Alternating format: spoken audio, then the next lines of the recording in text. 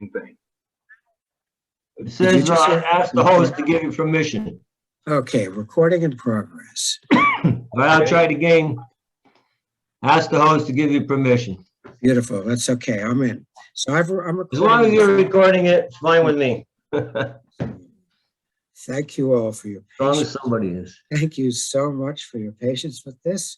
We're all poets, so we'll do the best we can with the technology. But I'm delighted to invite everybody here. And I'm going to turn this over to our host from Great Weather for Media, David Lawton, who is going to introduce himself as the host. Greetings to everybody all over the world. It's great for us to get to host today's portion of the Triangulations. Great Weather for Media is the fastest rising small press in the known world, located right here in New York City. I'm one of the editors, along with our pal George Wallace, who provides us with his very special experience. And we produce a yearly anthology of poetry and short prose, as well as single poet collections, such as the forthcoming Recetta by Mario Ponce Pagan, which will be out by April of this year, long awaited.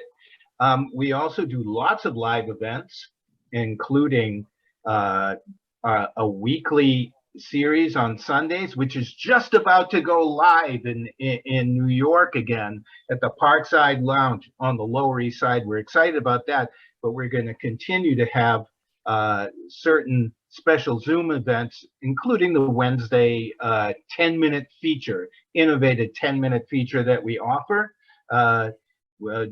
We just closed out a submission period for our 2022 anthology. However, it's between October 15 and January 15 that we have submissions for that anthology, and we'd love to receive submissions from all over the world.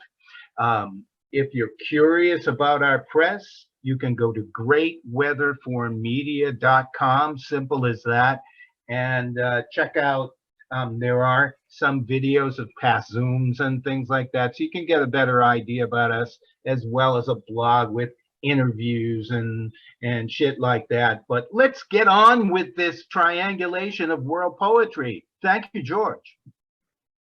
David, thanks a lot. Thank you very much. Well, it's a pleasure to finally get this one rolling, and we're going to have a nice 2 hours or an hour and 45 minutes of poetry and music from several locations around the world in day 2 of Poets Building Bridges. Nearly everybody that's with us at the moment in Zoom is either going to be participating today or participating in future events. I don't think there's anybody here from yesterday, but possibly so. But at any rate, thank you all for joining us. This is being recorded and will appear in YouTube a couple hours after the show. So thank you all for your participation. You know, as a person who doesn't want to invent the wheel or reinvent the wheel, I can say that the concept for this came from, I stole from Ian Griffiths from England, who was the leader of the group from England yesterday. Because several years ago, he did a triangulation of poets, so seaside poets from his seaside location in the UK with us in New York and some people in Southern California.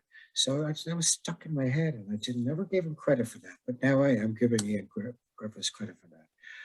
The name Poets Building Bridges, actually, I have to give credit to Anton Baev, because we were having a conversation about this event and putting it together.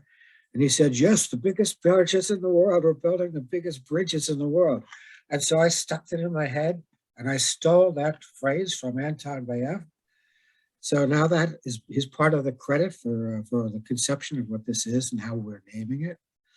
And I also must give credit, as of this morning, to Shota, you know, because we were talking about you know, what are the things we must do when we get to a festival or read together live.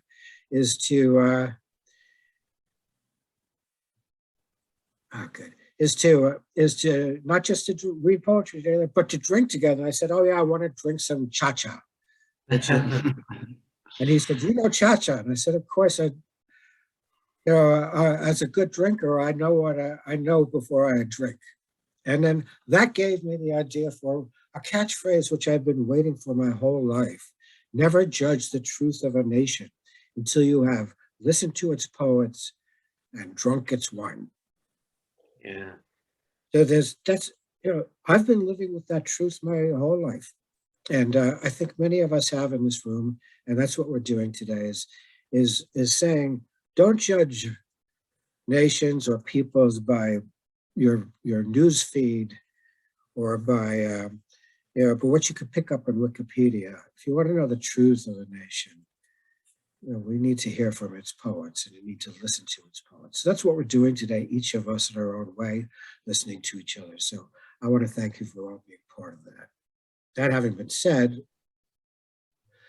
I'd like to introduce the first block of readers, who I know, having been to Plovdiv and read in Plovdiv for the festival there, the Orpheus Festival several years ago. And Elka will remember the day that we went to a monastery outside of Plovdiv. And if you can see this little red, cost like 10 cents or something like this for this little piece of red string, which is still on my wrist 3-4 years later. So that's an excellent investment. So that I did get to drink peppermint Rocky, or regular Rocky, while I was there too. So I have listened to the poets of Bulgaria and drunk their wine. So now we're going to get the chance to listen to them, brought to you by Anton Baev, who is the leader of and the organizer of the Plovdiv, Bulgaria Orpheus Festival. He's the author of 24 books, books, novels, short stories, all sorts of things. Holds a PhD in Bulgarian literature. And he's the director of the International Poetry Festival Orpheus. Please take it away, Anton. Show us what you have to offer us yourself and with your friends today.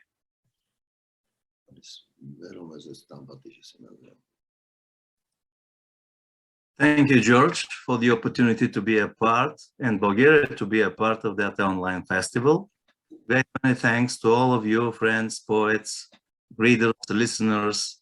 This is really a great effort to gather together so many poets from 4 continents, especially in these times. Today is a very special day in Bulgaria, the day of forgiveness. On this particular day today, we say, please forgive me, and I'm forgiving you. And what is the meaning of poetry? What is the reason to be written and read for so many centuries? Isn't it the poetry the greatest forgiveness of the whole world, especially on those days of war and disaster, which are very close to Bulgaria? Thanks once again, and I beg your forgiveness. Now I will try to read some poems written years ago, but okay, let's hope the recording is okay. Now I will try to read some poems written years ago, but it seems to me now that I have written them a day before, in the days of the war in Ukraine. I wish before that peace to that country and to every country in the world. The first poem is called Anonymous Towns.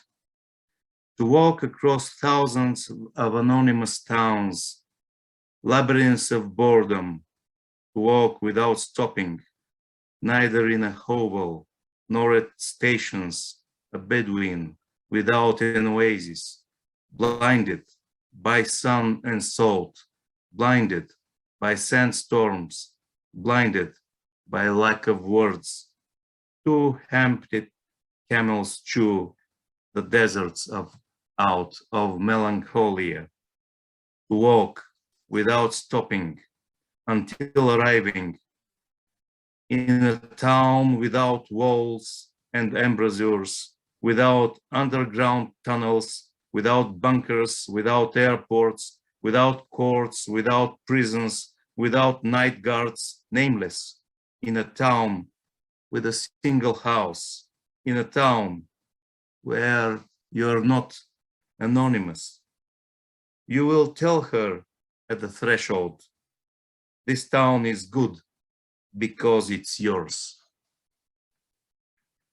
The second one is called About the Different Kinds of Fear.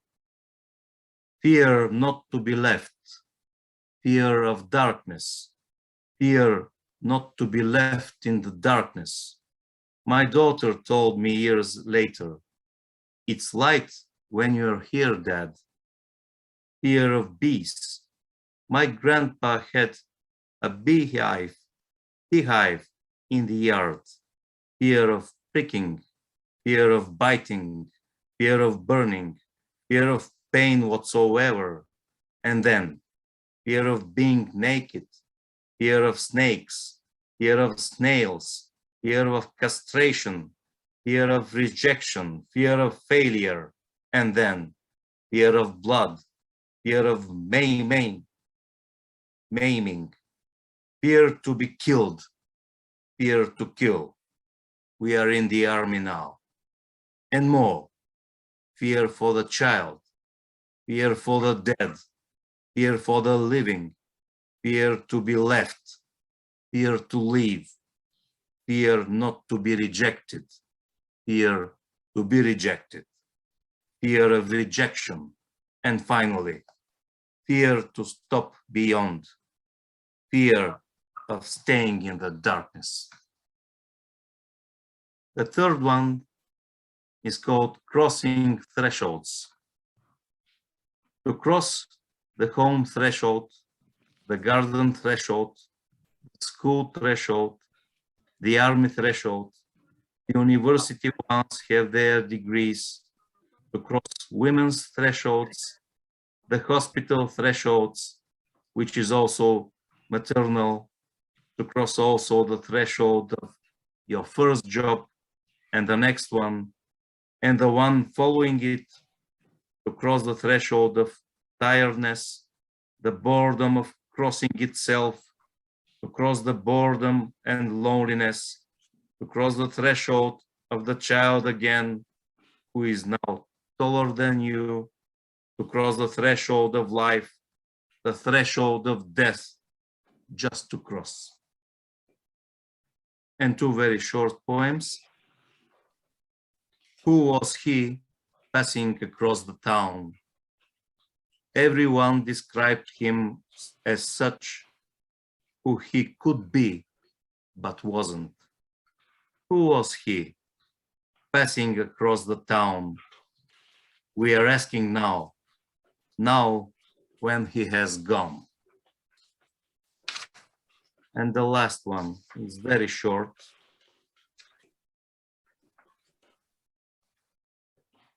And it's called Nothing is Done, in Latin, nihil reputare actum. The victim refuses to go to the execution. The executioner does not hear the victim. The victim does not see the executioner. They are writing different stories. Thank you. And now I will introduce you the poet from Bulgaria, Elka Dimitrova. She is a poet engaged in academic literary studies and literary criticism, in particular literary modernism. She is the author of 3 books of poetry, Easter Laughter, The Circle, and In the Twilight of Thoughts, the last one recently published in North Macedonia, as well as a few scholarly books and many articles on literature. Being a winner in a number of poetry competitions, she still prefers writing to publishing. Elka. Thank you, Anton. Hello again, everybody. George, thank you very much for organizing this project. I think after the last 2 years, all of us appreciate even better how crucially important and needed it is to be able to meet people, to share ideas and artistic inspiration. And as I feel obliged to say a couple of words about the more recent context of our event, which is obviously too complicated, heavy, full of, connected to lots of death and suffering. I won't say, let's make the world better with our good thoughts and words, because I find this strategy naive. Many generations have proved that it doesn't work fast enough to save lives and their suffering. But at least while celebrating poetry, let us remember that there are people who cannot sit quietly behind their computers and recite poets at once. And these people are not only in Ukraine. There are also people who cannot speak freely what they think, and these people are not only in Russia. So we could hardly think, I think we cannot change the world with our words, but let us at least not forget that this world needs to be changed. And my first poem is a soldier's song. Curse you earth, curse, proud in your curses. No fruit have given, you won't give fruit. As our male blood you soaked for no good. We spit against heaven, we curse with our fingers, we sink our lips into the rock salt. We wistfully yell, die, and get messy, naked, before our God. Messy, naked, and hot. Lord, we are your soldiers. We walk and we walk and we walk.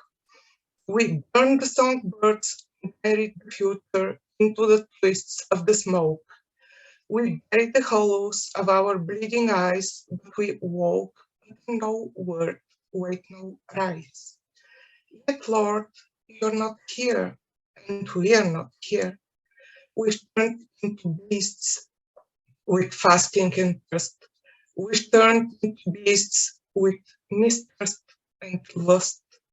We spit against heaven, dig earth with our fingers. We sink our lips into the rock salt. We lustfully yell, I get messy, naked before our God. Messy, naked, and hot. Next. Thank you. The translations are mine, so hope they sound okay in English. I'm not very confident about this. The next one is word, word, word. Word, word, word. We think we are lucky while our army is made just of words. Those words are real, but they're not actual, as they don't act. We think so until a strange moment comes, short as a wing, hot as a wind blow in the most windless twilight sea hour, right after sunset, just before darkness, hot hour. Strange moment comes when the word turns into action and we no more know how to speak. Now I'll read a few very short poems. Do you remember that summer when we were learning to live, not from the century-old pines, but from the mayflies? As one rope, no bell rang. The world is closing in itself. The oracle's hands are trembling. Silence in a muscle shell. And the last one I will read is called The House of Happiness. I thought I would find it. The house where we used to be so long ago and so pointlessly happy, with the singing oldness of the timbers and the field mice swiftly crossing and that loneliness between heaven and earth. I thought I would find it. I saw a girl with living clumsiness unfolding the oily flash of the sea. Go, go, it's there. And children laying the fire in the trails, the passing rain. Go, go, it's there. And then a couple of old people peddling their last warmth in a faded hood. Go, go, it's there. So I walked, although I knew I had long ago bypassed the unsightly house of our whilom misplaced happiness. But if the words are to be taught someone, never come back to the places of the past happiness. Thank you.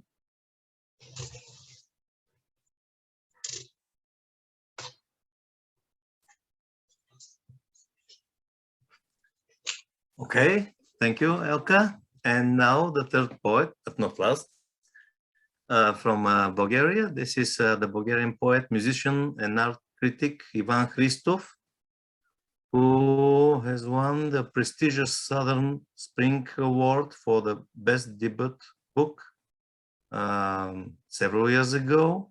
He is a member of the organizational committee of the International Sofia Poetic Festival and is a researcher at the Institute of Literature of the Bulgarian Academy of Science. Ivan, it's your turn. Thank you. Thank you very much, Anton, for the invitation. I'm really honored to participate in this event. I have prepared to read 3 poems for you from my third poetry book, which is called American Poems. And the first poem is called Carol and the Eagles.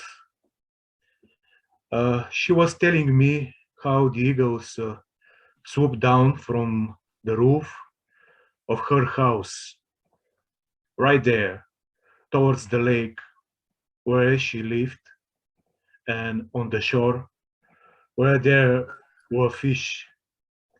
At that moment, Carol was on the deck, and the eagles flew over her head. She was telling me and laughing, like a child. I would never have thought that someone could tell a story like that and laugh just like that, like a child.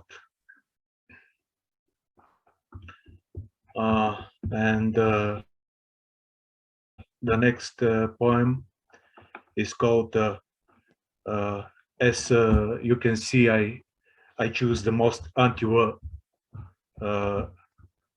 poems, mine anti-war poems, because the war is very close to us now and we are really afraid. The next poem is called Airplanes. And we were standing on the shore of a lake in Minnesota, playing on the beach, my wife, my daughter, and I.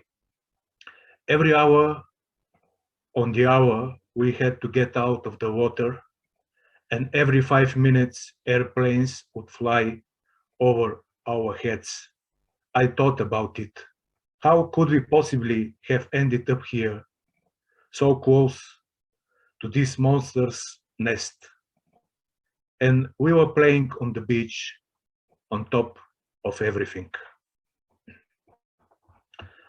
And the last poem is called 3D poem, and It is dedicated to the Greek poet Christos Chrysopoulos.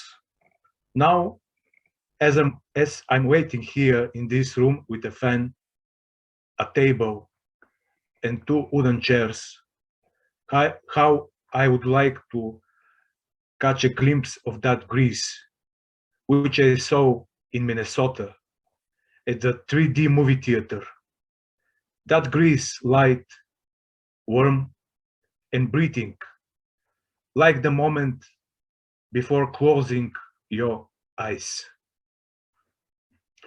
And now I have prepared to sing a song for you, because I'm also a musician and a flute player, and it's gonna be a love song.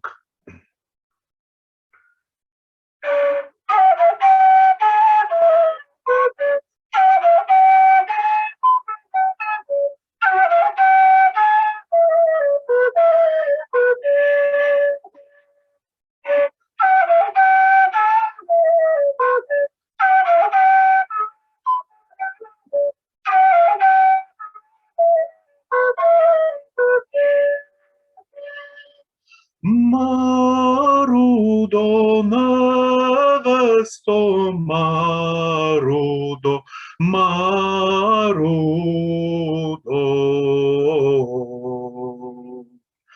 Alton kaludon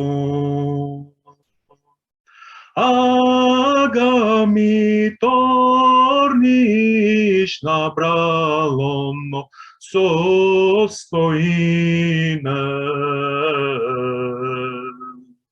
Slonce harku mi.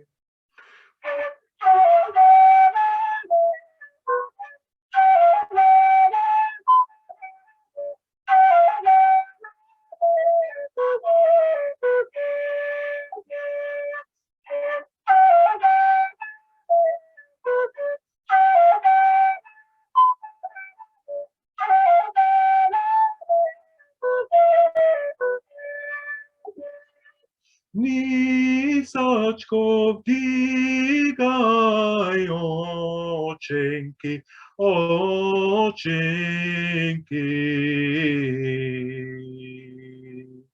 Suri zvezdici. Puločka sivi snaškana,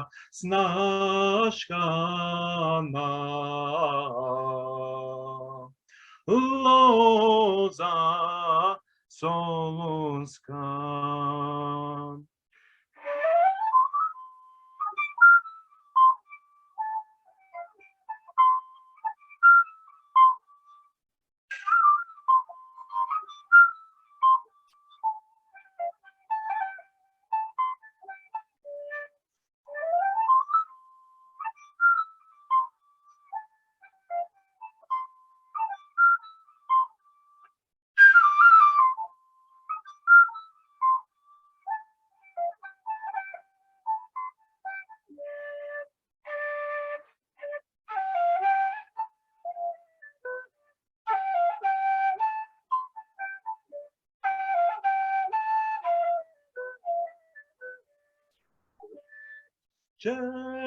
Četici nevesto marudo pobela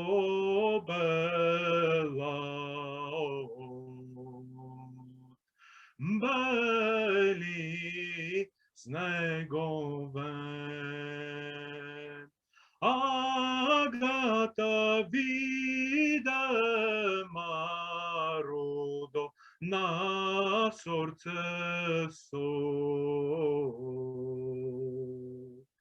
mi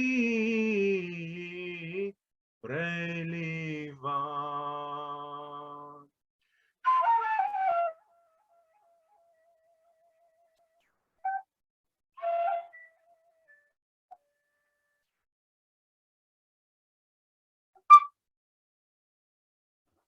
Thank you very much. Thank you, Ivan. Thank you, Elka. After this Bulgarian song, we have to drink Bulgarian rakia, maybe, but it's your turn now, George. Thank you once again. And before that, I would like to mention that George Wallace, this very good American poet, was the first winner of the Big Orpheus Prize in the International Festival in Plovdiv 4 years ago, as I remember. So now, George, it's your turn. Before I let you go, would somebody like to read a poem in Bulgarian, a short poem in Bulgarian? Because we would love to hear the sound of a poem in your language. Anton or Elka, anybody? Who do you want to read this poem? Maybe Elka. Maybe Elka. Let's let Elka. Yeah, let's let Elka. Do you have Something short in Bulgarian. Come on. a short poem in Bulgarian? Okay, I'll say, because I Yeah. have shorts, and I'll say what I know by heart, because I don't know my poems in general. To hear the language. Помниш ли онова лято, когато се учихме да живеем? Не от столетните борове, а от еднодневки. There we have it. Thank you very much. Everybody take yourselves off mute for a second. Let's have a warm round of applause for our friends from Bulgaria today. Thank you all. Thank you, Anton. Thank you, Elka. Thank you, Ivan. Beautiful work. There's a recording of Ivan playing that flute in, I don't know if it's a monastery or an ancient sort of a cave type structure, but really beautiful music. So thank you all for that. I would say that it's nice for us in America to hear your language as well. And Ivan, you sang your song in Ivan, which is great, in Bulgarian, which is good. Elka, you read your poem in Bulgarian. But for our Georgian guests, feel free to read in Bulgarian, in Georgian and in English, or if you like. Because I know that having seen some of your recordings on YouTube, there's a very distinctive chanting style and, you know, an oratorical style which really communicates itself beautifully, regardless of whether anyone understands Georgian. So we'll look forward to you deciding how you want to do that, Shota. Okay, so now I just wanted to introduce Shota to you, who is going to introduce our friends from Georgia. I guess you're all in Tbilisi. And we have with us today, who's going to be introducing them, Shota Iatashvili. He's a poet, fiction writer, translator, and critic. 2007, 2011, he won a SABA. In 2020, the Literata. These are the Georgia's most prestigious awards. Some other awards are straight through, including the International Poetry Award, Kievsky, Lavry, and Ukraine in 2018. And a Valenica Crystal Award, that was in Slovenia, a multinational poet. His works have been translated into 25 languages. He's editor-in-chief of the literary journal Akali Sonji and consultant of Tbilisi's International Festival of Literature, which is one of the hosts for today's event. So please welcome Shota Iatashvili.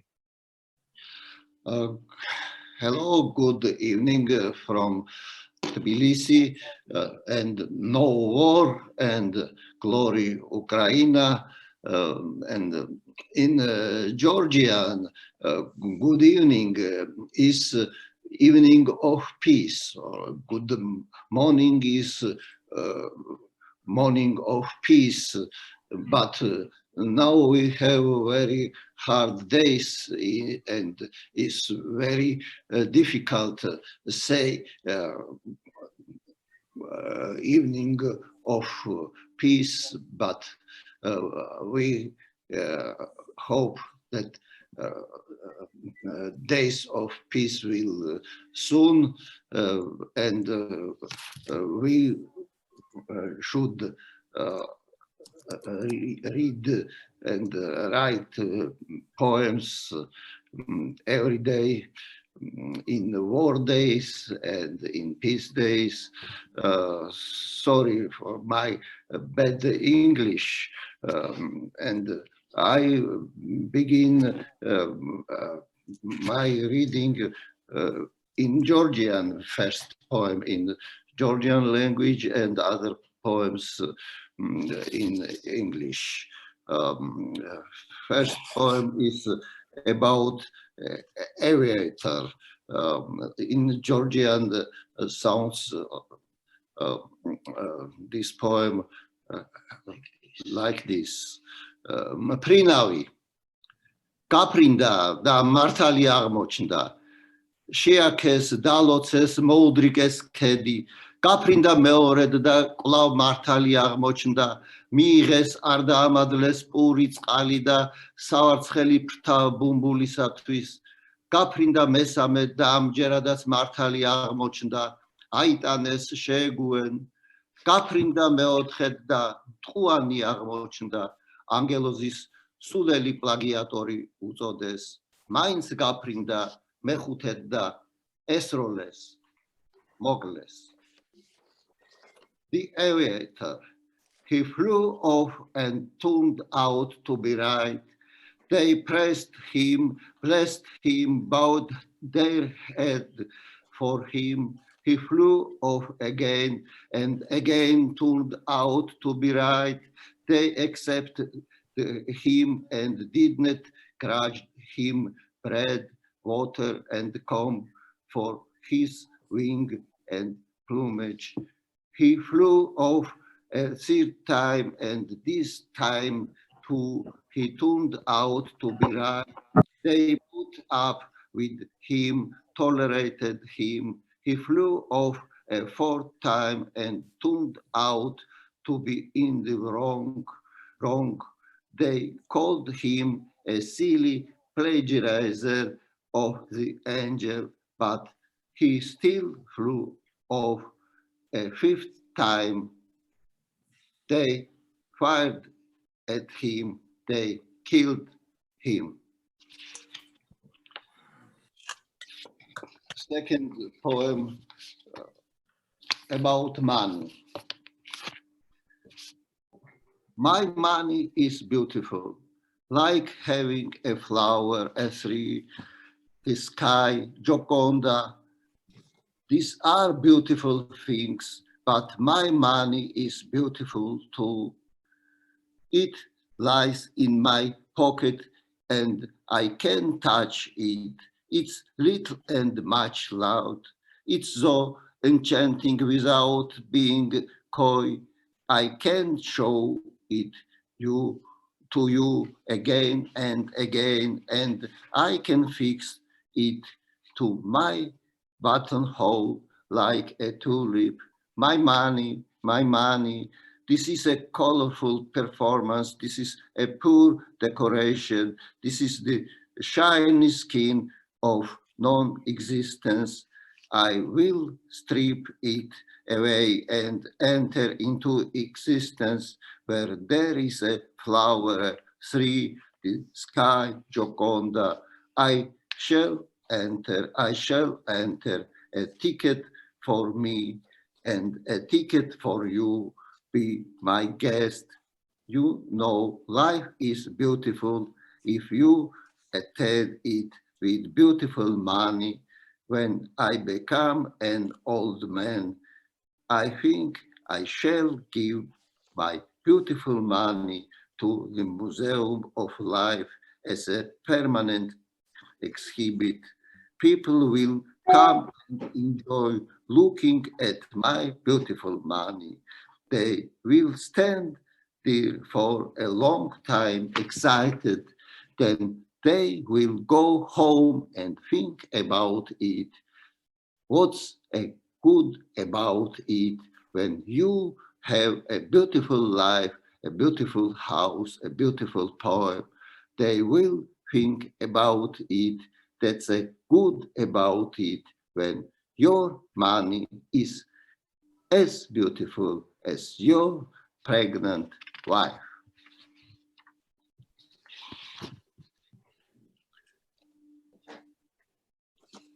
This spring dress around your body amazed me as if your soul was wrapped in a winter coat. You know, I suppose metabolism doesn't just take place in the organism. You know, I suppose elements of your dress are mixing with your blood, and carbohydrates are your feather coat cloud. This is chemistry, not erotism. This is chemistry, maybe even aesthetic, but in no way an imaginative confession of love. This diffusion of dress and soul is explained by my chemistry book. Don't tell me I'm a vulgar chemist. I know already that my yellow shirt is an uncensored yellow and has not even a trace of diffusion with the fury of Van Gogh's sunflowers. And last poem.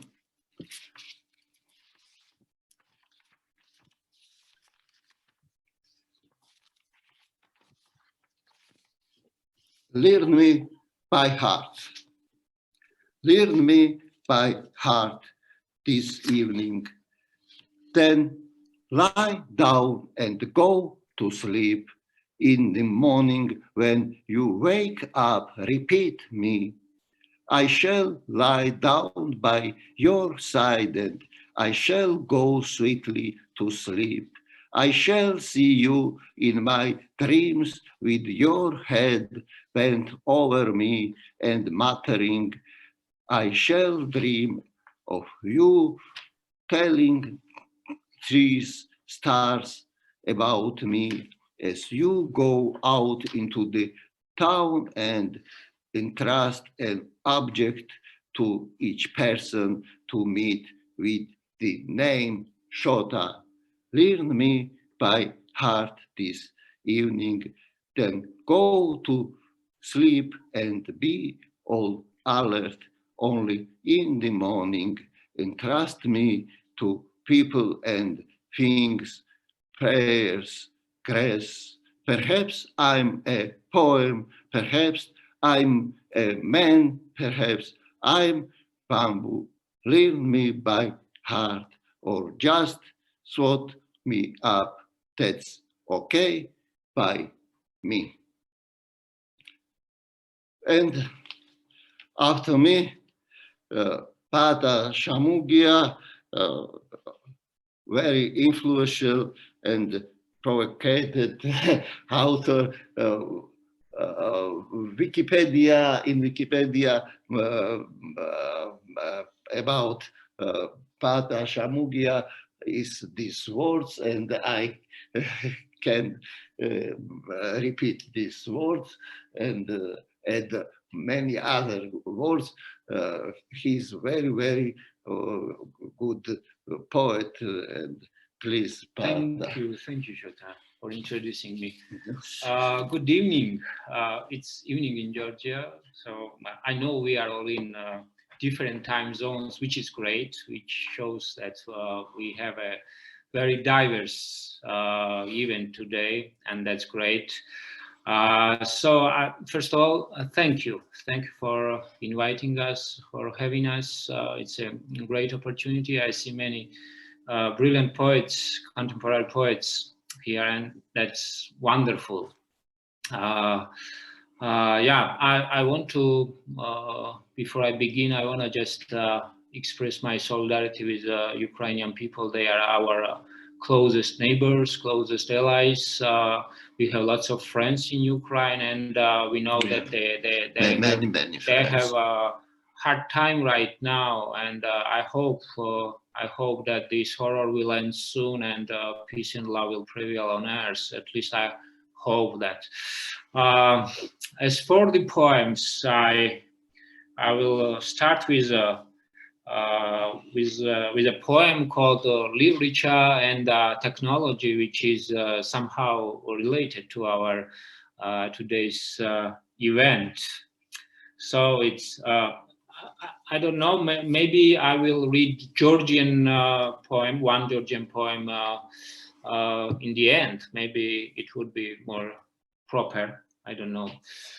Okay, let's start. Literature and Technology. I hurled a great novel by Camilo José Cela, A Denied Butterfly, smashing it against the wall. Got it? Step by step, literature becomes practical, while technology tries to somehow take its place. The iPhone, where is my iPhone?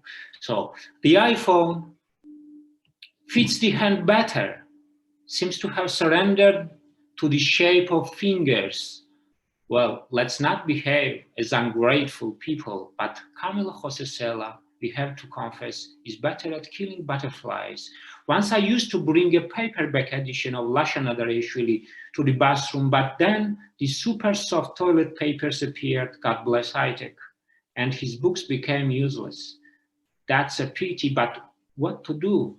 That's how technology deals with literature. I have nothing against my fridge from Bosch. It freezes better than, say, Camilo José Cela, but to be honest, with a book titled The Family of Pascual Duarte, you can thoroughly ruin a complete family of butterflies. Look, this is where its power lies. In practice, in destruction. Who would expect that? I'm looking at the butterfly right now like a speechless mourner. It seems to have become the sacrifice of literature. I think we might be able to understand each other better now, me and butterfly. And second, it's correction of mistakes. I have special regret for not making the mistakes I could have made, but I didn't, and missed the very opportunity to make a number of great ones. And now it's too late to regret. No use in fighting with the shadows. You cannot throw yourself into the same mistake twice. Impossible to parade oneself in front of it. Never ever will it let you commit it again. And throughout my life, I have definitely made one or two mistakes. Indeed, I have, but they all were delicate, dangerous, slipping out of my hand, and the very mistakes supposed to be mine now are being committed by others. I often dream of them, meeting them in my dreams at night, as if I'm making the biggest and the most. Hello, Beth. And wake up with joy. I think I'm okay. And the next one, it's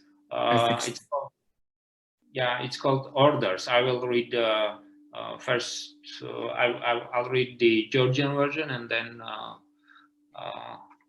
the English version. So ბრძანება. Დაემიეცეთ უსახლკაროებს სახლები, უფლოებს მილიონები, პოეტებს შთაგონება ენას ძვალი, უძილოებს ერთი ცხარი, ორი ცხარი, სამი ცხარი, შეყვარებულებს მიეცეთ ძალა, გაიფანტონ ერთმანეთში, ბავშვებს მიეცეთ სათამაშოები, დიქტატორებსაც ფანტაზიას მიეცეს გასახანი, მშივრებს საკვები, ქარებს მიეცეთ ხეები, რომ ტოტებზე ჩამოისვენონ პოლიტიკოსებს, არ მიეცეთ არაფერი. And the same poem in English. It's called Orders.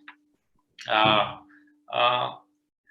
first glance, it looks like a political poem, but it's not. It just shows my personal disappointment toward the Georgian local politicians. They suck. Orders. Let there be houses for the homeless. Millions for the broke, inspiration for the poets, a skeleton for the tongue, sheep for the sleepless, one sheep, two sheep, three ships. Let there be strength for those in love to speak themselves in each other. Let there be toys for the kids, for the dictators too. Let there be freedom for the imagination and food for the hungry. Let there be free trees for the winds to get some rest in the branches. Let there be nothing at all for the politicians. Thank you very much. As when I introduced Paata, I forgot said that he is president of Georgian Penn Center, and he makes a lot of to human rights, and he works not only poet. He is very important figure in Georgia. And now, now, Erikle, maybe you introduce. Yeah, Hello. Erikle Deisadze is a Georgian poet and musician.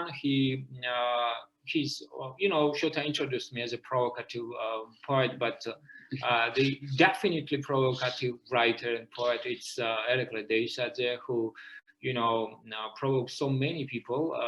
I think the entire Georgia.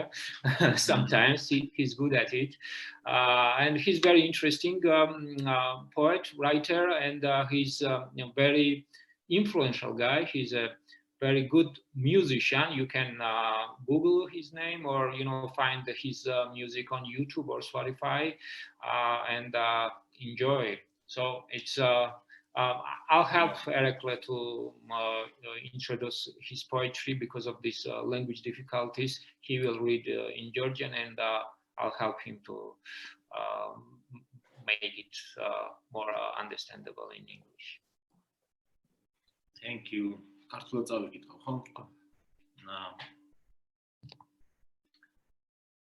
Visi ტანკები დაიკავებს ამ ფართე გამზირს. Visi ხელები მოიქნევენ ბოლოჯერ დროშას, შიში, რომელსაც კამს ვაცლიდით ჯერ ისევ აქსის, სული შებერვით რომ გვათბობს და სიცივით გთოშავს. როცა კორდონთან შიში ამბობს ხელი გამიშვი, როცა წასულით გეგონა და უკან დაბრუნდა, ნახელკეტარი ყველა ნეკნი არის კლავიში, რომელზეც რეჟიმს სხვა მუსიკის დაწერა უნდა. მაგრამ ნოტები შენს ხელთაა, ამიტომ სხვა ხმით იმღერე ისე, რომ გაიგოს მთელმა უბანმა, გაიგონ იმათ, ვინც დარაჯობს მარცხნივ ან მარჯვნივ, გაიგოს ყველა სახიერმა თუნდაც უგვანმა, რომ თუ ახალ ხმას მონდომებით არ უყდე ყური, რომელსაც ჩემი გაბზარული ხორხი ინახავს. არ ეღირსება ქვეყანაზე არც ერთ ბავშვს პური და ცას მეშახტე ვერასოდეს ვერ დაინახავს. Whose tanks will occupy this broad avenue, whose hands will wave to the latest banner. The fear which we were removing from the chair is now sitting there again, warming us by fanning the soul and freezing us with its cold. When fair face with the cordon says, let go of my hand, when you thought this was the past and it had come back once, hit by a truncheon, every rib is piano key on which the regime wants to write different music, but the sheet music is in your hands. So change your voice and sing so the whole district can understand, so that they can understand whether they guard you on the left or on the right, so that every seemly person can understand, even the unseemly, so that if you have not willingly listened to the new voice which our cracked larynx will keep, not a single child in the land will deserve bread, and the miner will never see the sky.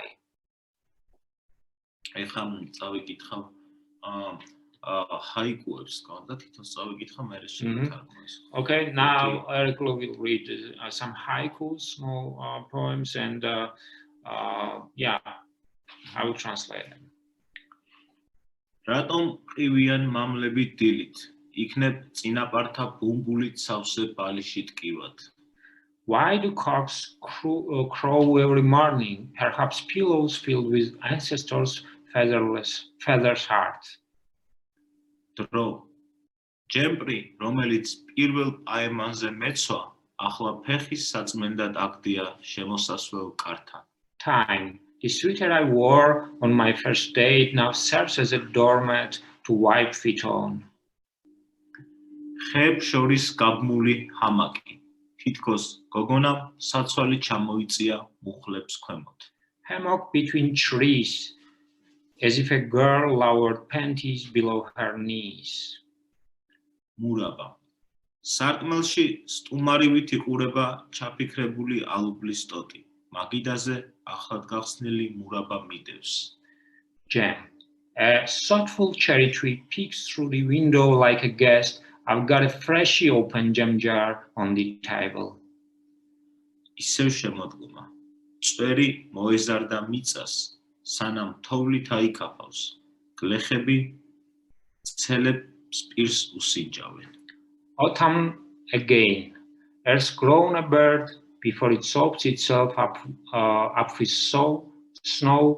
Peasants sharpen skies in their homes. That's all what Erikle wanted.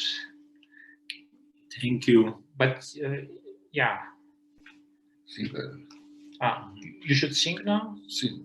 Okay. I can help out. Sure. Bidi, tu ina naše Okay.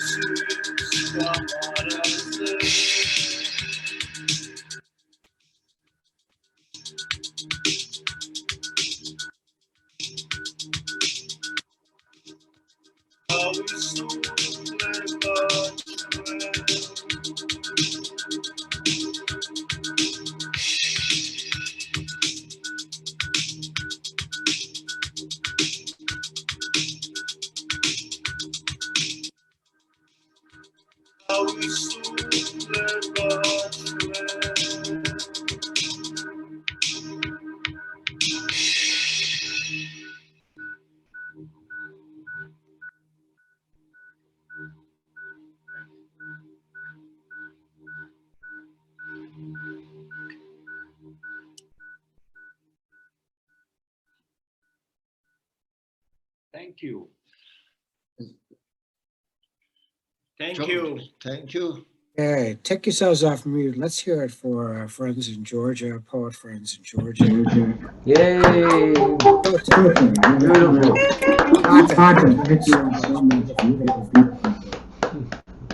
Thank you for the work you're doing.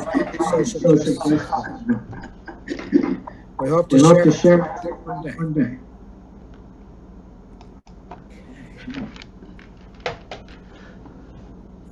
Thank you all.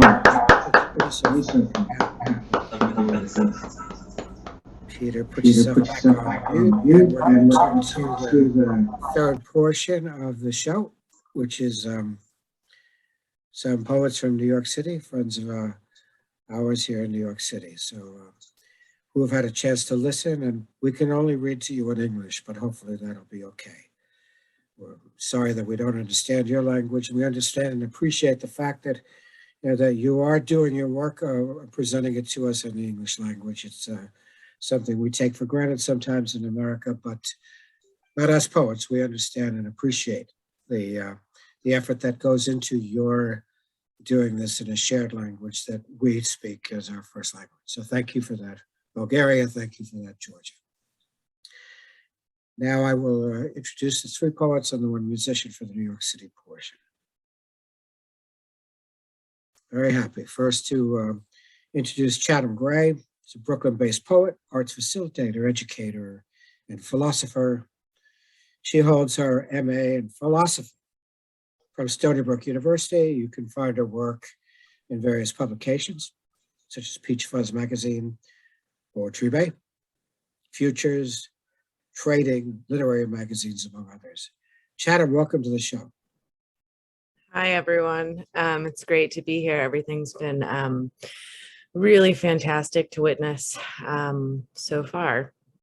It's morning here. It's raining in New York, so I'm just gonna jump right in. My feet are dipped like strawberries, tickling in the dark mouth of the Pacific Ocean. You are nowhere to be found. 1,000 unwanted kisses unfurl and then retract the cadence of an artificially steady breath coaxed by the chill of a stethoscope. I'm sleeping on a living room sofa, an unmade bed muddled with exfoliant sand up to its kneecaps. Everything is unfamiliar and no longer comfortable uttering its own pronouns. The refrigerator begs to be rubbed clean.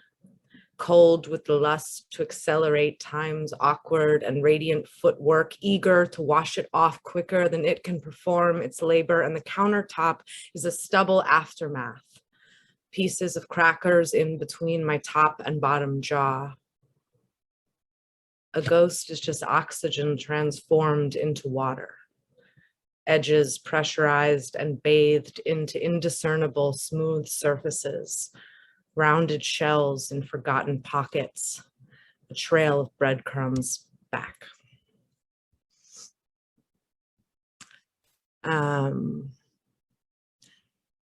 This one is a little bit older. It's called Kool-Aid, or something like it, which is a very sugary, I don't know if Kool-Aid is universal, but it's a really sugary, disgusting drink we give kids. But yeah, this is Kool-Aid or something like it. I catch the sound of some distant hood hanging on to your identity, like the spit between the words seamlessly strung together and falling out of your lips. I think of how you talk like the way a melody sounds, smooth enough to be almost forgettable, secure enough to let a girl breathe for once. And when I see your body slinking toward my car from the relentless and gaping mouth of summer's close, I wonder if you are the night that precipitated the burn, or the charcoal birthed from the ashes of the gathering heat rising off of the uneven cinder blocks. And before we kiss, I only suspect that there is more boy than man feathering in the dark gums, gardening your smile. And I tell myself that it takes one to know one. The frequency with which we collide is a violent and clumsy knee jerk. We make the sound of a ballpoint pen rolling across graph paper, and only the twilight is interested enough to watch as we shave the orange peels from our lurching skins. a taste sweet but out of season. I tease him about his age by calling him a baby. I finger my way across the soft and surprising unarticulation of his shirtless torso. I make a treasure hunt of finding and kissing each of his ribs, and just like that, he has me. I soothe myself in my head. My heart is rocking in his arms. He's just a boy. He is just a boy. I push him off of me to interject that this cannot be something serious. He says, yeah, me too. And having passed each other's tests, I fall back into the chiasm of our hunger, and I let myself go limp and malleable in the underside of his palms. Hours later, I noticed the blood from his stab wounds has formed a thin crust along my nail beds, like the trace of something that cannot be undone. For a week, I write the same sentence. I did not see this coming. I think of your feet and how they dance with reverence in the base of my ears. And I tell myself that your apartment is so close to mine that I can almost hear you tossing. And all I can do to keep myself from driving over and into your restless hum is to drive through the belly to the twilight instead. And when I find her, she says that she remembers too. And I wake up aching on the side of the road, facing the sinking marshes past Mammoth Valley. And they too are defined by the void of their famine that lusts to see, with the frozen ice caps that puncture the sky above them see, and I cry out to you over and over. I will rip the chain from your neck. I will rip the chain from your neck. I will rip the chain from your neck.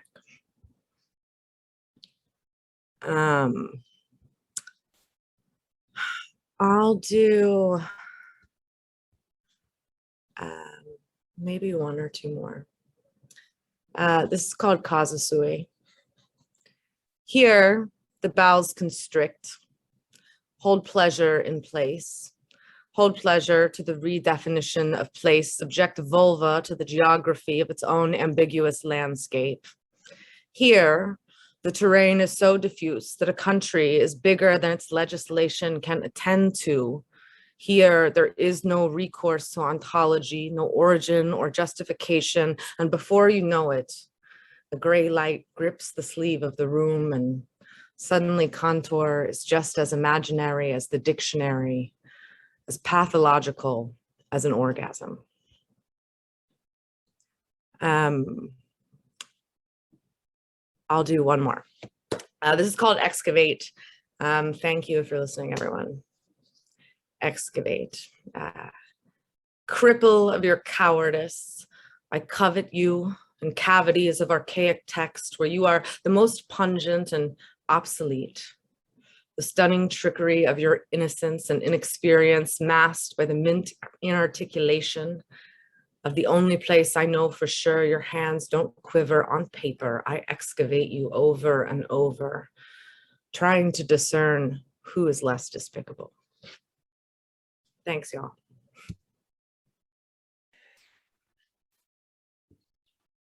Thanks, y'all. Chatham portrays her Virginia origins. Thank you, Chatham, for that. Next, I'd like to welcome one of several people from Brooklyn's Brownstone Poets reading and their anthology, who we're going to be reading as part of the 3-week 6 event thing called Poets Building Bridges. It's Patricia Carragon, prolific poet and novelist who hosts the popular long-running Brownstone Poets reading series in Brooklyn. That's currently via Zoom, and is editor-in-chief of its annual anthology. As I say, several other people from the group are here with us today. She's an executive editor for Home Planet News Online with Frank Morfeso. Thank you for the work you do. Please welcome Patricia Carragon. Thank you. Thank you, George. Thank you, Great Weather for Media, for bringing us together here. We are building bridges, especially now during these testing times. El Condo pasa, wild like a condor. He followed the distant flute, strands of hair, el negro más azul, blew across his face. His horse left ghosts on the Peruvian playa. I walked on broken shells, hummed the saddest song, El Gando Basa. I became the hammer, not the nail, the sparrow, not the snail, the forest, not the street, the swan wanting to sail away. The song forgot about my necklace, Andalusian beads inside 2 hoof prints, strands of hair, rojo con marron, blue across my face, the ghosts on the playa, the sand beneath my feet, found peace in the twilight time. This next one, all these poems are all music oriented. This next one, thank you, Great Weather for Media, for accepting it for your upcoming anthology. For all we know. In my teens, I took time to mature and understand the grown-up script written by yin versus yang. I had ash-tinted hair that grew past slim shoulders, bumblebee frames that cruised down my nose, a pale pink smile that believed in the future, skinny legs that danced on the micro minis along secluded Bronx trails near the river's ripples, not far from 6-story fortresses and my room's lemon-colored walls. We were children inside an antique frame under an Alice in Wonderland mushroom. We were children coming of age inside my world of make-believe. You loved Billie Holiday, hummed his songs whenever we met. For all we knew, you understood love's techniques, asked me to drop my towel or unbutton my blouse. Your pencil tried to sketch the woman inside the child, but I said no, thought you were like the rest until now. Sometimes regrets go elsewhere or stay inside this 8x10 frame. Thank you. This next one, thank you, George, for publishing it from Poetry Bay back in winter 2018-19. All I could do was cry. As stories crossed the screen, Etta James sang All I Could Do Was Cry. Chapter after chapter, I would lose him again, and he would lose his lovers. Some said goodbye, others perished, either by accident, childbirth, or assault. Each woman different and similar. Each woman had him. Each woman stood in for me. Paragraph after paragraph, he lived on. Revenge was telling me, have him die, save his exit for the end. But like Etta, I still loved him. Unlike the song, absolution found love in loss. I have 2 more. Ruby, my dear. Ruby believed that the past lived in air particles, that walls were witnesses, a black and white movie invisible to all except her. Ghosts of former residents, daily battles and loveless marriages and family disputes. Fruitless dreams of the Irish sweepstakes, breadwinners' salaries to pay bookies and barkeepers' rents.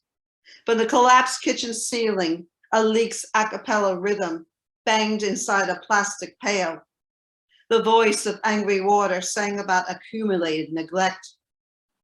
Ruby's mama restrained her tears, a victim of systemic neglect.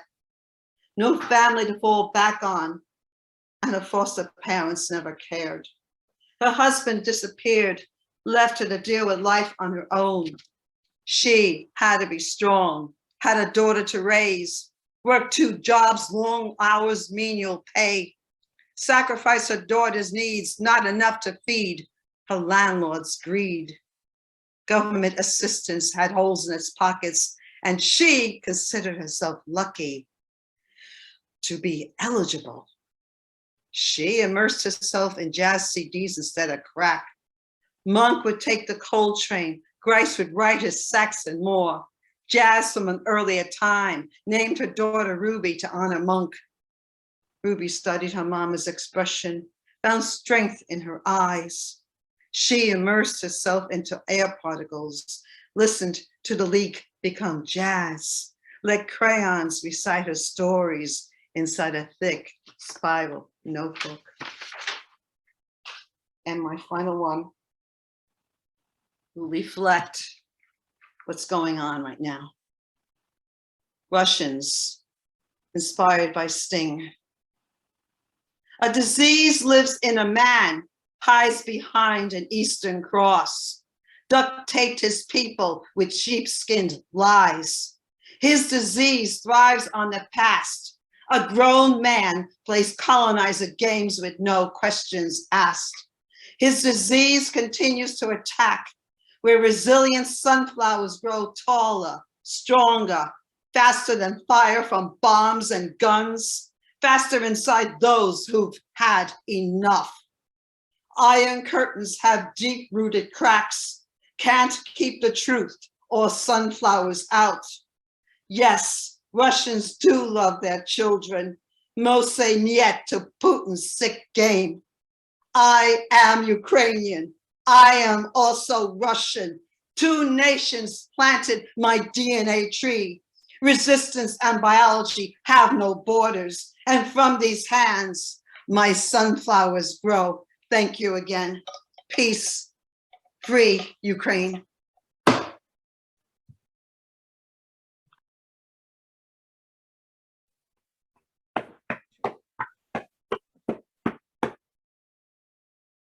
We now turn to Billy Cancel. Billy Cancel, originally from Chicago, or born in Chicago. I did not know that. Poet, performer, sound collage artist who lives in Brooklyn with his wife, Thursday Fernworthy. And together they perform as the noise poetry duo, Tide Channel. Please welcome Billy Cancel. As outside raged a dick storm. As outside raged a dick storm, was glued to illustrated radio, crap Acadia rough music, not this, but something like it. The boom sizzle crowd was still about their cheesy victory, rather than minimal geometric structure, where there was a babysitter and a man upstairs with sap green curveball this hangers-on day. Your face shall host lively eyes and a snout-like mouth. Lesson learned to stay on the crow, not stalking horse who got us back with the pixies. Else would have gone Bismarck and served out a reducer, because we were cracked in all the right places and could make us spare with grandma's teeth. They tell me build your own burger, but I want total control. Now only when the ducks are walking have I got it going on. Celestial navigation for weirdos. Celestial navigation for weirdos. Yes, yes, integrates limited palette and don't have much time. Suitable to spare backdrop. If you see a spoon in a cup, don't make a joke.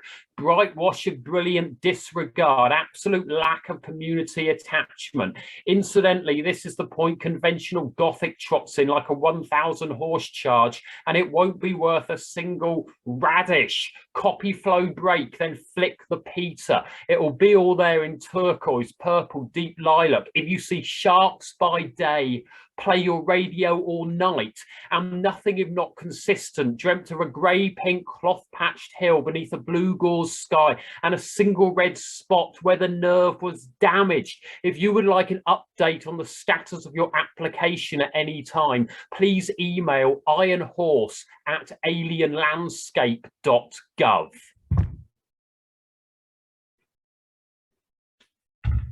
Coming down from my wizard phase. Coming down from my wizard phase, surrounded by cake and booze, I discovered the merits of half belief and let the angst line go deep into the folkways of that swirling nocturnal blur, where he picked up his marbles and went home. And numerous forces, interests encounter each other, so you can be both all about that micro niche and go off some people. Billy No Bird and Johnny on the Spot are the same dynamic relationship structure. Two lamps burning and no ships at sea. Knotted composition reinforced by its own superlative. Sod them if they can't take a joke, because Idea Hamster won't unfuck this hospital hold.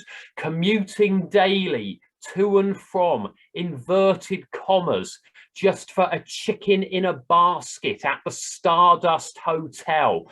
I had the briefest of contact with psych abstract disaster scene. Now it is morning in the swamp and the Olympics have left town. It is morning in the swamp and the Olympics have left town. It is morning in the swamp. Shut your lonely planet guide to K-hole. Shut your lonely planet guide to K-hole and the K-Land Peninsula, where the knock-em down rain is so compositionally sharp and auto-tongue wipers are aloof pessimistic, mumbling about inevitable synchronicity. From here to Intercloud SPAC attack, your closer reading of the meatball beef shall reveal an impermeable geometric surface and an attack of the slows. Don't get in a snit if you're unclear on the concept of specialized offshore proletariat. Myself, I fell into afternoon farming to maintain a put upon alter ego, shacked up with a zigzag, the idea pot testing new types of multi-slack in lieu of my Monday night at the movies, a third voice, a watchman amongst the cows at dawn, whispers into a growing chorus of some of us have to eschew strict categorization and live here. We want to go out and walk with Lucy.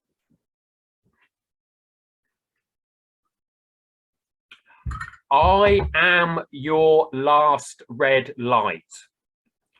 I am your last red light, so alleviate all mundane images, insignificant acts. Nothing is possible for the one who draws a symmetrical angel. There is no hope for him as all green light imitators surge.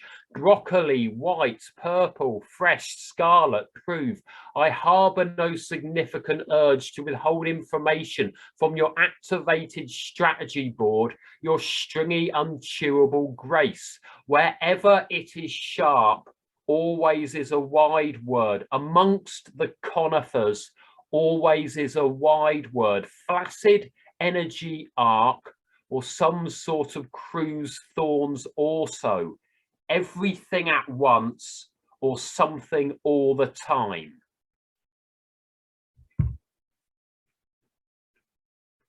In area 51%, I'm hardly caking. In area 51%, I'm hardly caking. Despite our hard-driven techno Wild Hunt soundtrack, Dogman Nation's dismal repetition still gives you swash, backwash. So I wear my boxer shorts inside out and ward off whatever. Think about bait and switch, but really can't be fucked to bait. Elaborately constructed factor then for this hanger-on who has let go, but is stuck, is stuck. Thank you, everyone. Billy Cancel. Billy Cancel, thank you for joining us from Brooklyn. Billy Cancel unmasked. That's unique. Yeah, he's thinking that. and up the New York City of the I'll introduce, and we're going to have the end of this. We're going to have a poet and music. Ptr Kozlowski. He's a musician. His father worked as a cafe. Has played guitar. Sung in new waves. With ID and cut the basket. 1980. Ptr Kozlowski. Ready? I'm on? Yes. Here's a song I wrote back in my punk rock days, trying to make it work in an unplugged way, called Spray Paint.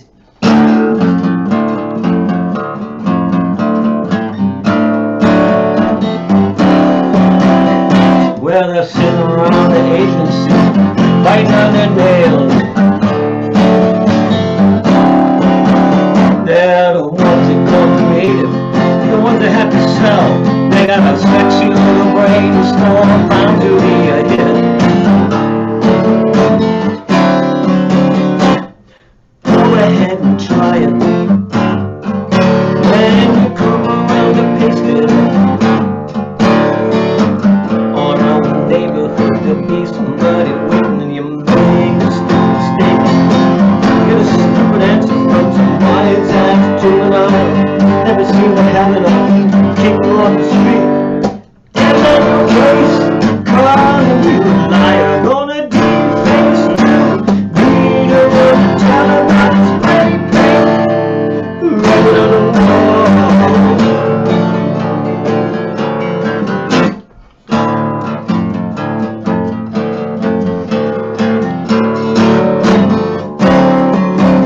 Well, the piece around the agency, they're not the shoes.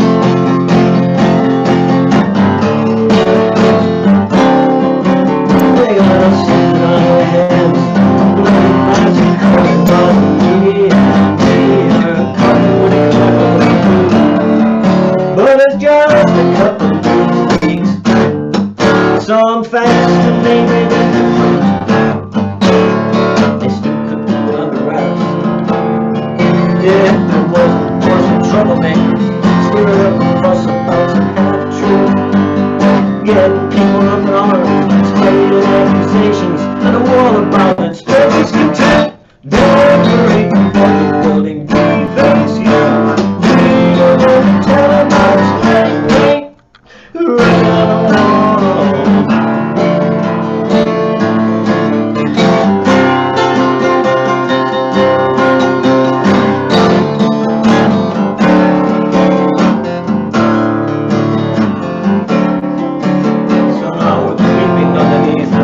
City on the train.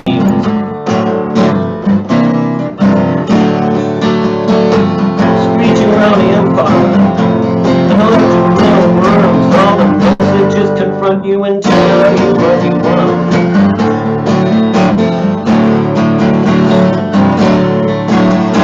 Go ahead and change it. Oh, spell you didn't like it. Oh, and now the avenue. What you gonna do about it? Wise garden architect, disrespecting property, figuring themselves and making a mess of this place. Who do you think you're fooling? Gonna deface you?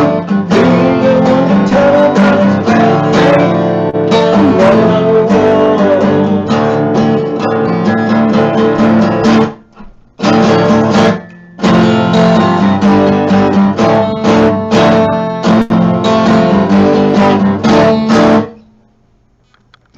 That's it. Got time for another?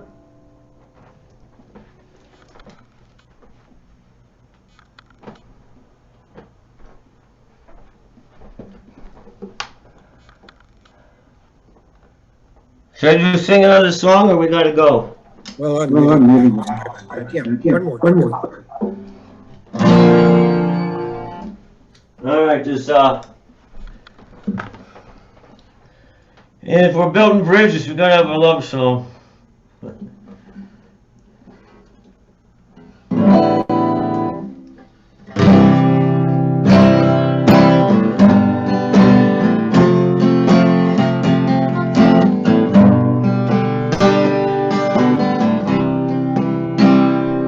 Like a train load of timber, like a gallon can of gas, like lightning in a dry spell on a little grass shack. Like a hydrogen disaster, like powder in a match, like that engine on a wing, spinning its blades, starting to sing. It's gonna pull you through gray skies to get home at last. And I burn for you. I turn up. Burn for you. So hot. I don't care if I can spare it or not. Burn for you.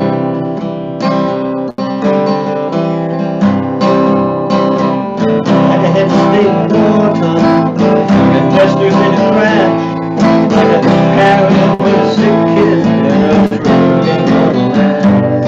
Like a type A hypertensive, keep on going just as fast. Like a gambler buying credit, put their house up on the line. It's made of cards, bigger losing all this time. I age for you, I wear down. In for you, scrape the ground. It can cause love, it can cause blood, it cause my heart. Burn for you. I wanna love on the way. I wanna planet somewhere in this endless night. I want you. I can't do without you alive. Like the candle in your bedroom, like the blower on the porch, like a spotlight on a curtain call, like that statue in the torch, like a gemstone in your necklace, the girl in morning stars, and hydro-powered dams, electric love, across the sand, ignites that city in the desert's concrete heart. I shine for you, I light up, I get fine with you. I'm in love, and that love's just a show of my love.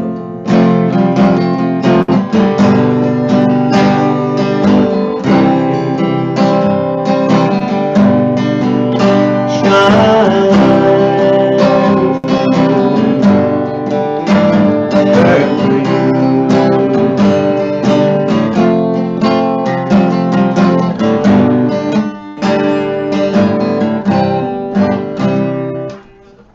Thank you. Ptr Kozlowski. Just put your hands together for our university performers. We had Chatham, Patricia Carragon, the cancer, Kozlowski. Thank you all for listening in. Now we have, just for 5 minutes, we have a couple people who want to ask a couple questions. So with your indulgence, Shota and Anton or whomever, let me just call on those who have questions, see if they have anything that you're willing to give us some of your insight about. I think that Cindy Hoffman, you have something?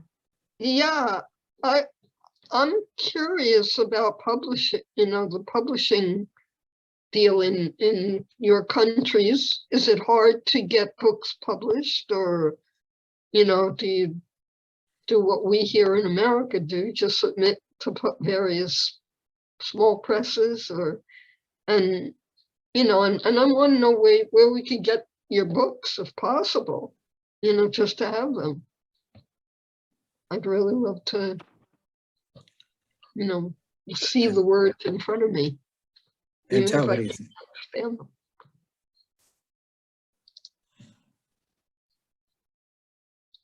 If I should say something about this topic, I think it's simple to publish books nowadays. It's not difficult.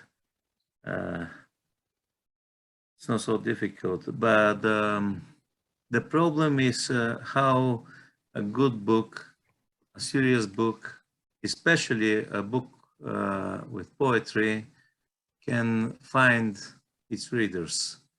The real readers. This is the difficult topic, especially in Bulgaria, I mean, because the booksellers, the bookstores, they don't sell much poetry, you know, they sell novels and especially foreign novels from foreign authors, most from America, less from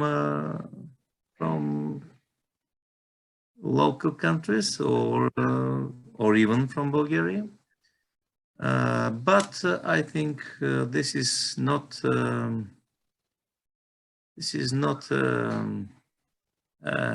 great, what can I find the word? This is not the biggest wall because everyone can find his readers in this modern world, in this online world, by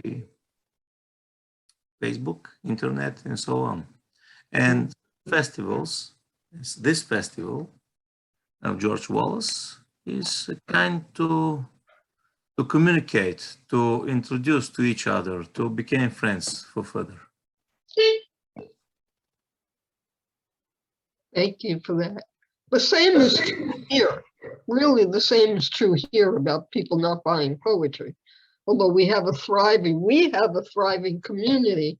We buy each other's books, but out in the larger world in America, same thing. You know, people will buy novels, but you know, not a lot of poetry. No one's heard of me, you know, I mean, for instance, you know, or most of us, except our group. But it's a big group, you know. So thank you for that. How about you, or Mitri? Could you make a comment or question?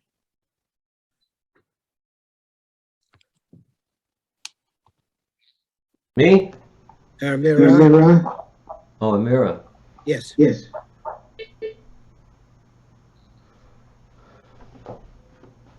Microphone.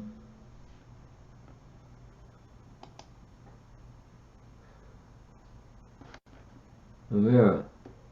Looks like she's talking. George, I just had a question. I've noticed most of you speak English.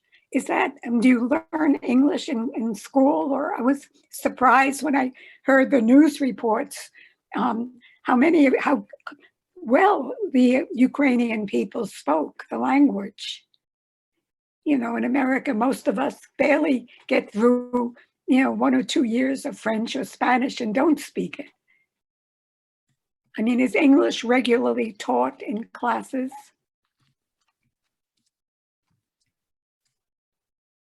To anyone? Anybody want to answer that, Anton?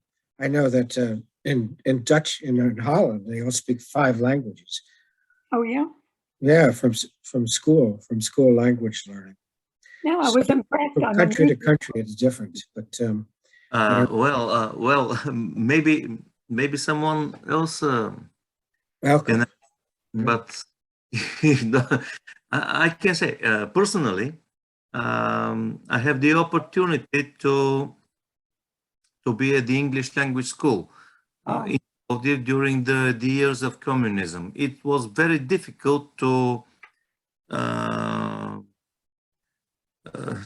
to have this education at the English language school. But nowadays in Bulgaria, I mean, the young generation, I think maybe 70–80% are very fluent in English.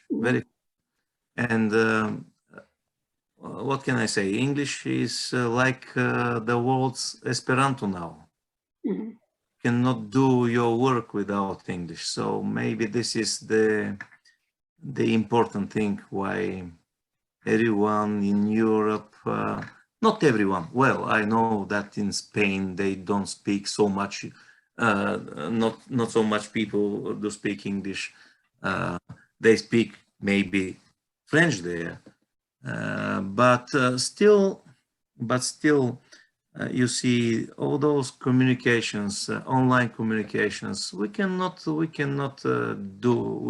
be good at that without English.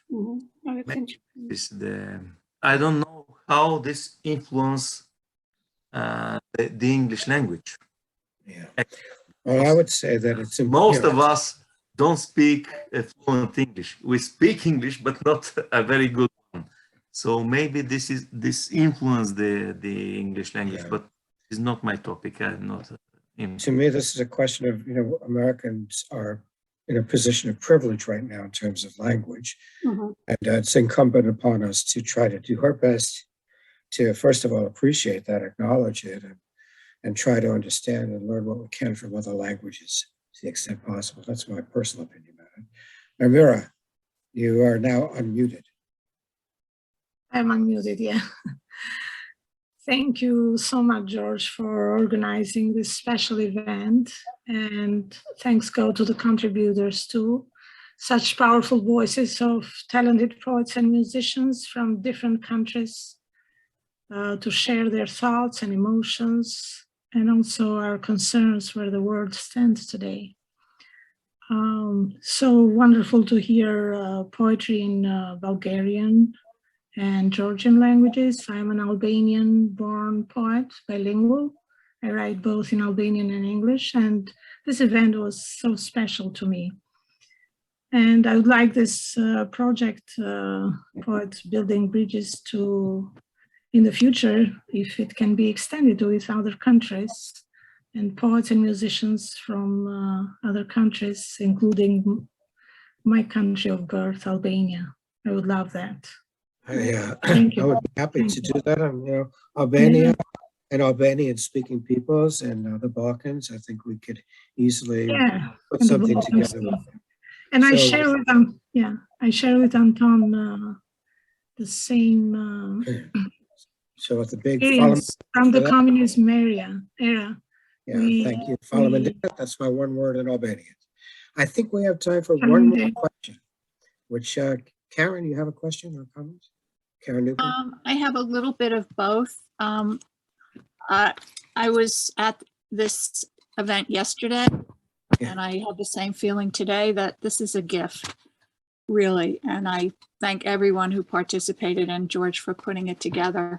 It was so special hearing Bulgarian and Georgian spoken, also the translations, hearing the concerns that we all share about the world and what's happening, and also our own lives and the way we perceive and experience them. I do have, because one thing I'll be doing when I get off and have some time is I will be Googling everyone's names who read, and I'm wondering whether I'll find your poems, even if they're not in English, but maybe they would be in English somewhere. So I'm wondering whether here we have a lot of electronic publications, and if someone were to Google my name, even if they don't know me, they might find a lot of poems, and I think that's true for all of us. And I'm just wondering if that's true with our other readers in the U.S.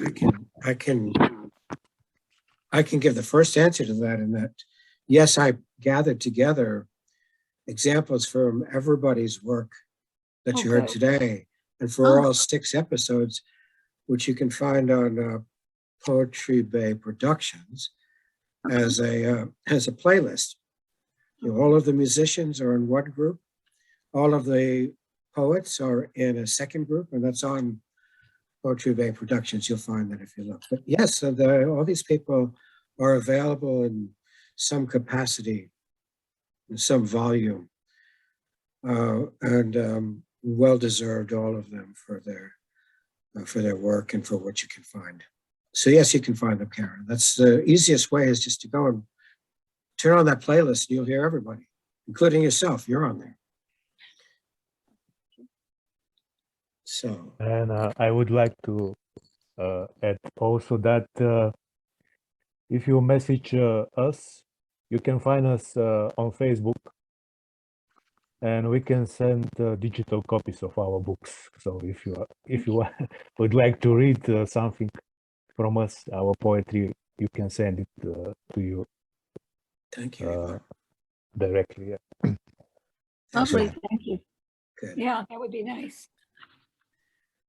All right. So at 1 hour and 47 minutes, we've had, I think, a very nice show. Thanks to all of your hard work and forbearance, and it's a pleasure. I want to thank Gray Weatherford Media for hosting us today. David Lawton, who was here, the sponsors from different countries that are involved, and each of you as performers from Bulgaria, Georgia, and the New York City area. Thank you all for joining us with day 2. Join us next March 12th, Saturday, March 12th at 10 a.m. Eastern Standard Time. We'll have another show for you. We're going to continue this for 4 more sessions through all of March in celebration and in conjunction with World Poetry Day.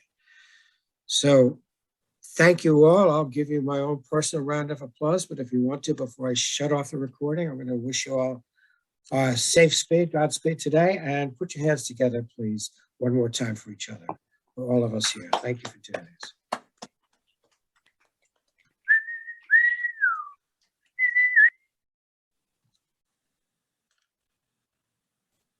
You again.